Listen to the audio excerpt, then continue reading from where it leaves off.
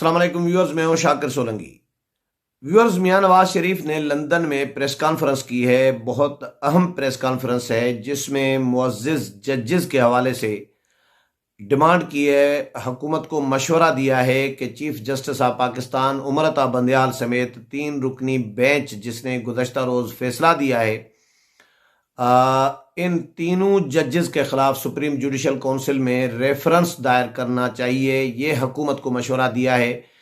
Press conference में अपनी हुकूमत ख़त्म करने के हवाले से भी तफसीली गुफ्तगू की है मियां नवाज शरीफ ने, और ये भी बताया है कि उनकी हुकूमत ख़त्म करने में कौन कौन मुलविस थे, किस किस का क्या किरदार था। जस्टिस अजमत सईद शेख जो हैं वो मियां नवाज शरीफ के ख़िलाफ़ क्यों थे, और मियां नवाज शरीफ को क्या कहा था कि अडियाला जेल में कितनी जगह है बाकी आपके लिए, और क्यों उनकी डिमांड क्या थी। ये भी बड़ा अहम इंकशाफात कुछ किए हैं मियां नवाज शरीफ ने प्रेस कॉन्फ्रेंस में। प्रेस कॉन्फ्रेंस है तो इतनी तवील नहीं, मुख्तसर है।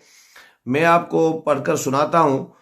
और इसमें मियां नवाज शरीफ कहते हैं कि जी, अदालत के दोहरे मयार समझ में नहीं आ रहे। हमें तो अदालत ने 1 मिनट में निकाल दिया था, जबकि इमरान खान को वापस लाने के लिए कितने जतन किए जा रहे हैं। 3 जजेस के खिलाफ रेफरेंस दायर करना चाहिए। मुझे अदालत ने मुझे गॉडफादर और सिसिलियन माफिया तक कहा था।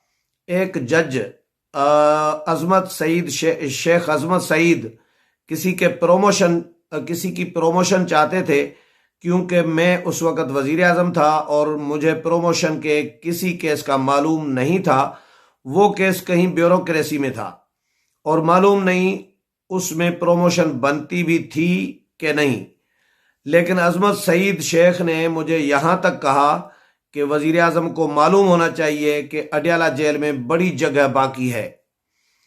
आप अंदाज़ा करें, ये रिमार्क्स हैं एक जज के मौजूदा वज़ीर आज़म से मुताल्लिक, जो जज कह रहे हैं सुप्रीम कोर्ट के।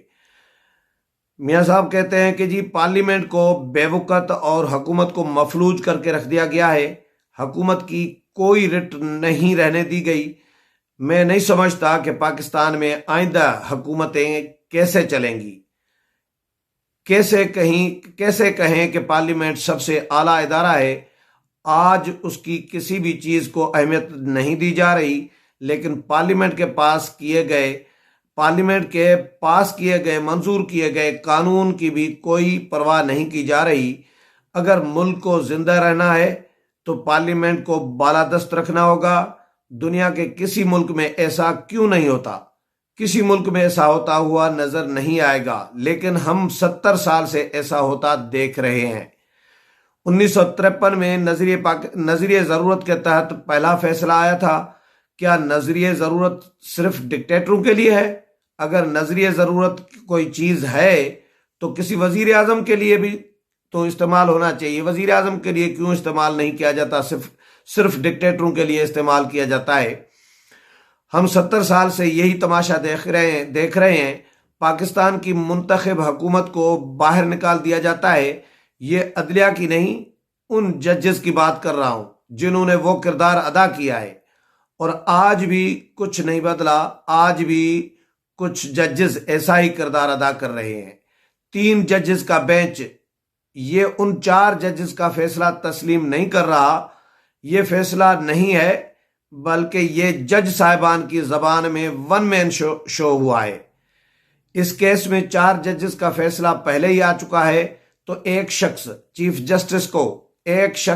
जस्टिस को कैसे इजाजत दी जा सकती है कि वो पाकिस्तान का वजीर आजम भी बन जाए, पाकिस्तान का वजीर दिफा भी बन जाए, और पाकिस्तान का चीफ इलेक्शन कमिश्नर भी बन जाए, तो पाकिस्तान की पार्लियामेंट भी बन जाए। ये ऐसा ही लग रहा है, जाहिर है चीफ जस्टिस के रवैये, चीफ जस्टिस के रिमार्क्स, चीफ जस्टिस के फैसलों से ऐसा ही लग रहा है कि वो मुल्क के वजीर आजम भी हैं, वो चीफ इलेक्शन कमिश्नर भी हैं, वो वजीर दिफा भी हैं, वो वजीर दाखिला भी हैं। तमाम ओहदे उनके एक यरगमाल सा पार्लियामेंट को, हुकूमत को, इंतज़ामी मशीनरी को मुकम्मल तौर पर यरगमाल बनाया हुआ है, ऐसा लग रहा है। और इलेक्शन कमीशन के तो अख्तियारात पर कदगन लगा दी है, जरब लगा दी है, कारी जरब लगा दी है। सुप्रीम कोर्ट ने, चीफ जस्टिस और 3 रुकनी बेंच ने यानी टेक ओवर कर लिया है। जिस तरह पहले फौजी आमिर टेक ओवर करते थे, हुकूमतें गिराते थे, वजीर आजम को फारिग करते थे, इलेक्शन कमीशन को फिलहाल चीफ जस्टिस ऑफ पाकिस्तान और उनके 2 हम ख्याल जजेस ने टेक ओवर कर लिया है, और अमलन गैर एलानिया और अमलन, लेकिन अब हो सकता है कि वजीर आजम को भी चलता करें। पार्लियामेंट को भी मफलूज करके रख दिया गया है, पार्लियामेंट को भी टेक ओवर कर दिया हुआ है, समझे। तो ये सारा इस वक्त जो पाकिस्तान की सियासत का निज़ाम है, इंतजामी मामलात हैं, वो सारे के सारे इस वक्त इस 3 रुकनी जजेस के इर्द गिर्द घूम रहे हैं। अपने जजेस के फैसले नहीं माने जा रहे, अपने सीनियर मोस्ट जजेस के फैसले उठाकर फेंक दिए जाते हैं, उड़ा दिए जाते हैं, कलअदम करार दिए जाते हैं। कल मैंने विला किया था जिसमें हमने बताया था कि भाई रजिस्ट्रार को फारिग कर दिया गया है क्योंकि उन्होंने सर्कुलर जारी किया था, जाहिर है चीफ जस्टिस के हुक्म पर किया होगा। तो उस सर्कुलर के जरिए जस्टिस काजी फायज ईसा का फैसला कलअदम करार दिया गया था, जिस पर काजी फायज ईसा ने रजिस्ट्रार को भी खत लिखा था और सेक्रेटरी इस्टेब्लिशमेंट को भी खत लिखा था। रजिस्ट्रार को बताया था कि आपका ये अख्तियार नहीं है, आपके पास ये अख्तियार ही नहीं है कि आप सुप्रीम कोर्ट का फैसला एक सर्कुलर के जरिए आप कलअदम करार दे दें। तो सेक्रेटरी इस्टेब्लिशमेंट को कहा था कि इनको वापस ले लें क्योंकि इंतजामी अफसर हैं। तो उसके बाद ये खबरें आई कि जी हटा दिया गया, लेकिन नहीं हटाया गया। चीफ जस्टिस ने जब काजी फायज ईसा का जो फैसला, जिसको कलअदम करार देने की बुनियाद पर काजी फायज ईसा ने रजिस्ट्रार को ओहदा छोड़ने का मशवरा दिया और इस्टेब्लिशमेंट डिवीजन को कहा कि इनको वापस ले लें, हटाने की बात आई, तो वो जब फैसला ही चीफ जस्टिस और 6 रुकनी बेंच ने गुज़श्ता रोज कलअदम करार दे दिया, तो अब जाहिर है काजी फायज ईसा का फैसला ही कलअदम हो गया। तो रजिस्ट्रार बैठे हैं और गुज़श्ता रोज रजिस्ट्रार बैठे रहे, ओहदा नहीं छोड़ा। तो लग ऐसा रहा है कि जो इंतजामी मामलात हैं, जो कानूनी मामलात हैं, आईनी मामलात हैं, जो तरीक़ेकार है, उसको चीफ जस्टिस और उनके साथी मानने के लिए तैयार नहीं है। अगर इस्टेब्लिशमेंट डिवीजन या सेक्रेटरी इस्टेब्लिशमेंट या आर्डर पास करते हैं, कोई उनको वापस ले लेते हैं रजिस्ट्रार को, तो चीफ जस्टिस रोक देते हैं।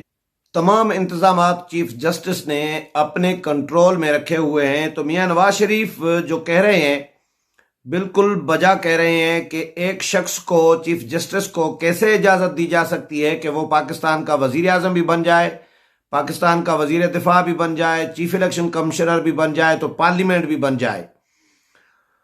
नवाज शरीफ ने कहा कि जी रियासत को मफलूज करके एक लाडले के इश्क में सब कुछ तबाह व बर्बाद कर दिया गया है, जो कि बहुत अफसोसनाक है। इन 3 जजेस के खिलाफ सुप्रीम जुडिशल काउंसिल में रेफरेंस दायर किया जाना चाहिए क्योंकि आज का फैसला इन ही 3 जजेस के खिलाफ चार्जशीट का दर्जा रखता है। नवाज शरीफ ने कहा कि अगर हम कोई काम करें तो गैर आईनी कहलाता है, जबकि पंजाब हुकूमत इमरान खान के सुपुर्द करने के लिए इन्होंने पहले तमाम अरकान असम्बली को वोट देने से रोका, फिर उन्हें नाअहल भी किया। ये आइन की खिलाफ वर्जी नहीं हुई तो और क्या है। आज किसी को उस फैसले पर शर्मिंदगी नहीं। हम बार बार कहते हैं कि हम जजेस का तहफ़्फ़ुज़ करेंगे, लेकिन हम कौन से जजेस का तहफ़्फ़ुज़ करें? जस्टिस मज़ाहिर नकवी का तहफ़्फ़ुज़ करें? इंसान अपने दोस्तों से पहचाना जाता है। अगर इस तरह के करप्ट जजेस का आप तहफ़्फ़ुज़ करेंगे तो आप इदारे का क्या तहफ़्फ़ुज़ करेंगे? नवाज शरीफ ने कहा कि आप खुदा का खौफ करें।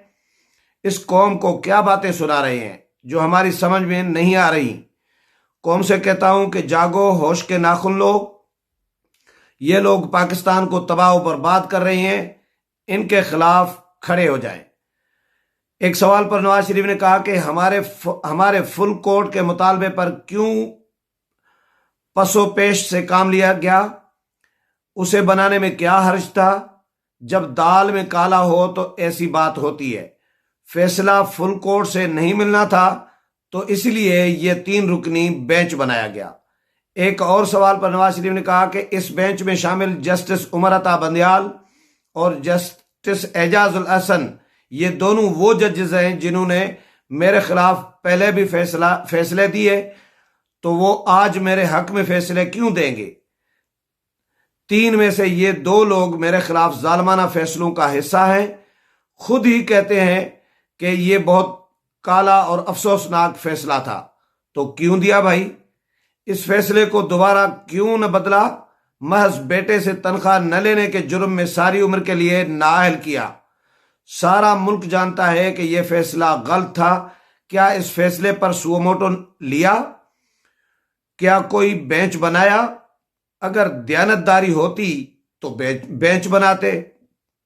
2018 में नवाज हुकूमत जाने और इमरान खान हुकूमत के आने के सवाल पर नवाज शरीफ ने कहा कि उस वक़्त के मिलिट्री इस्टेब्लिशमेंट के head general retired Qamar Javed Bajwa, general retired Faiz Hameed, justice retired Saqib Nisar, justice retired Khosa, Ijazul Ahsan, Azmat Saeed और दीगर जजेस, इन सब ने मिलकर मुझे निकाला और इमरान खान को लाने और मुल्क को तबाही के रास्ते पर डालने के लिए ये इकदाम किए गए।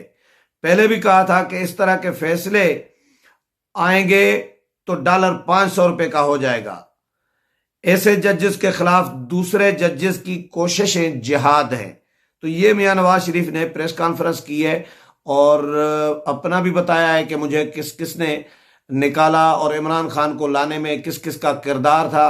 शेख अजमत सईद क्यों मियां नवाज शरीफ के खिलाफ थे और मौजूदा 2 जजेस जो हैं इन्होंने भी फैसले दिए मियां नवाज शरीफ के खिलाफ। लेकिन मियां नवाज शरीफ ने डिमांड ये की है, मशवरा दिया है हुकूमत को कि इन 3 ही जजेस के खिलाफ सुप्रीम जुडिशल काउंसिल में रेफरेंस दायर करना चाहिए। उम्मीद है प्रोग्राम पसंद आया होगा।